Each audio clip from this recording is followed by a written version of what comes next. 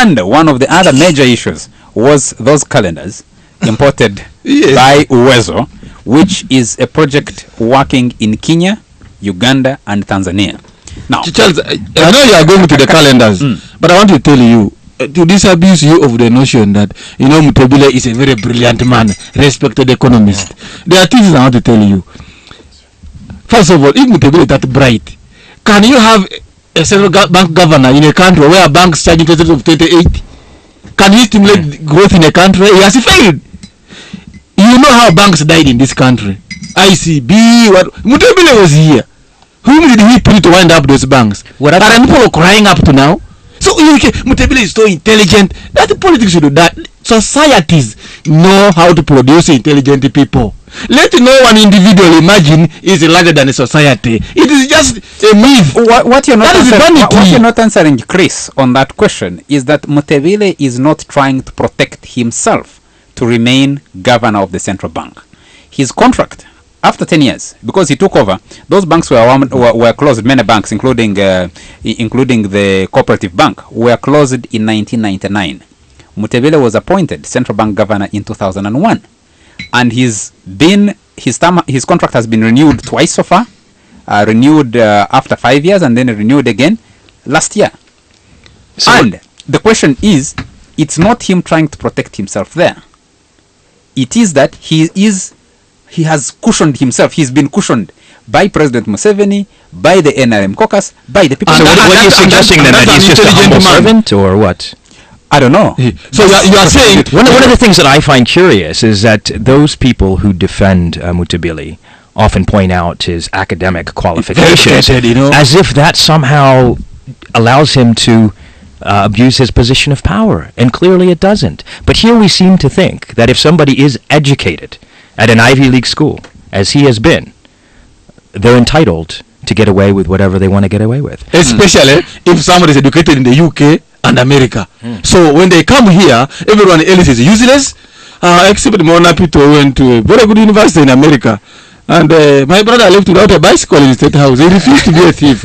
So the point we are saying, we cannot keep hiding under this facade of saying the man is highly educated. If he leaves Bank of Uganda, the economy can suffer. Many highly educated people have been the most abusive and destructive people we know. And in any case, that's an insult to uneducated people. Let me ask you a question too. Can a country run on one individual? Why have we failed as the Ugandan media and these people debating in parliament to go beyond Basaja Balaba's compensation over the markets of 142 billion? Let me inform you by the way, President Museveni has just suspended about 5 of his secretaries. Joy Kabasi is suspended. You're also becoming like these people because you want to dominate the show. No, I'm telling you, I'm becoming a dictator. Joy Kabasi, Isuji Edwards Muhozi, he worked with them. And some secretaries, Museveni personally has suspended them. Now, and Mutebile has overruled me. To be able to give our listeners value, yes, we need to be able to go beyond one incident. Yes, and go beyond individuals. We have been following stories in Bank of Uganda. The story Chris is talking about, the winding up of those banks that were closed. It's a sad story. There are about 150 former members of the cooperative movement who are still crying because the bank took over their properties. They had mortgaged to the bank. There are those who were cheated outright. Lots of prime properties were taken over by the bank, and more are being sold up to today. And that is a process people are saying has not been looked into properly. A whole commission of inquiry needs to be established to see how they were wound up and what happened to the assets and liabilities of the bankers of those former banks that were closed. There are more monies that were moved out. The money that went to Kananathan, to other people, to Basaja Balaba before. Why are we unable to go beyond? Yeah, the problem in Uganda is that so many people are really disillusioned, and it's typical of people who are disillusioned to react to mob situations. It excites them when there's an opportunity to lynch somebody, So you find most of the other things people have given up. The government, people don't believe that you can get anything going when it's in government.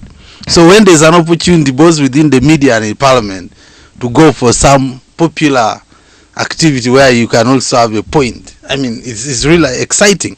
Otherwise, most of the other issues people have given up. They don't have the conviction that you can change anything, the banking system, very people understand it, and if those who are running it are determined not to make the rest understand, often it's so difficult for you to intervene. There are a lot of technicalities, there are a lot of so it's popular issues like the departure of the governor, which is now tied to tribalism, tied to politics, that excite most people, and most of the journalists are also within that category. Chris, can we move to the issue of these calendars? Follow the story. But the calendar is significant paranoia. I've told you there is a balloon of so-called stability. Why would you arrest the paper? So that is just political paranoia. Anything that brings the word change, it's like that is basically. Don't speak the word change when President Museveni is there, because he will say, "Is this from for the change or what?" So you need calendars which say, "How will you not change the world? How can you not change the world?" That will be an easy one to. Those should be allowed in duty free, I think. John, but I think in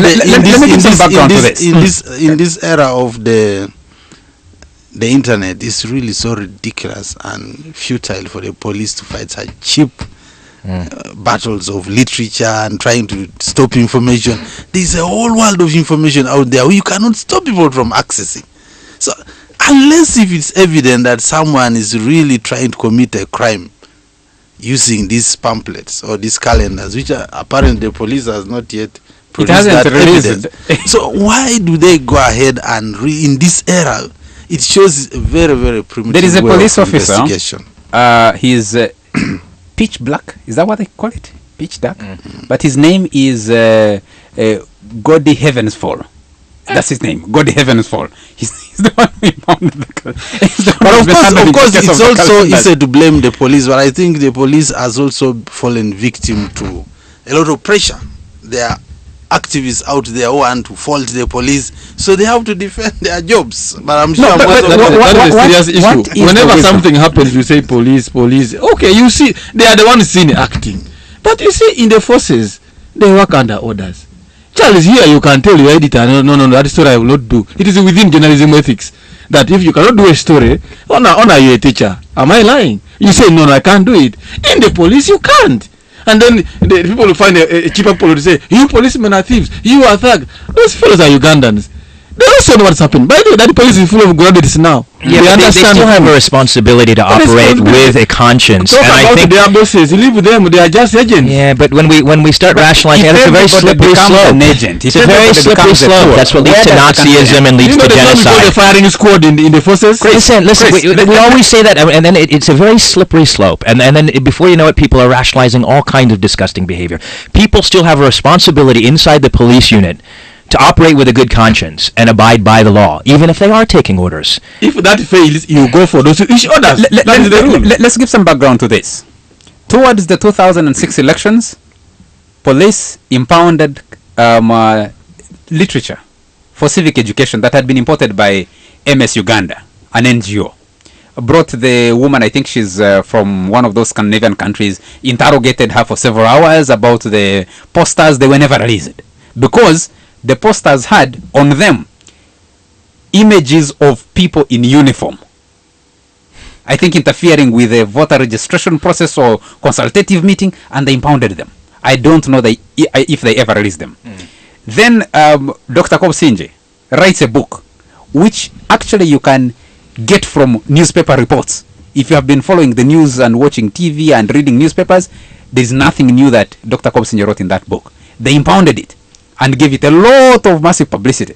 When she translated it the other day into Luganda, they blocked off the launch of the Luganda version of the book. Now they impound calendars. And you say, how is the thinking structured within the police? How do these orders run, Chris? You seem to understand this. There is one commander called Yoweri Kaguta Museveni. Any police officer you see, that's what they do on behalf of the Inspector General of Police, Lieutenant General Kale Kaihura Edward. Kale Kaihura, whatever he does on the behalf of Commander-in-Chief Yoweri Kaguta Museveni, the son of Kaguta. So and have you understood the hierarchy? You are saying they are graduate police officers. They are very professional police officers. They have advised internally and said what we're doing on this one is wrong. And in this case, in these cases of literature, which actually all these calendars are available on the internet, all this information is available. So what's the fuss? They are actually professional by giving that advice. If the master says, well, I don't take it, this is the direction, they become professional by obeying the directive. Hence the action you see. 933 KFM Hot. It will take a quick commercial break and come back to this discussion. It's live, it's hot, provocative, and digs deep.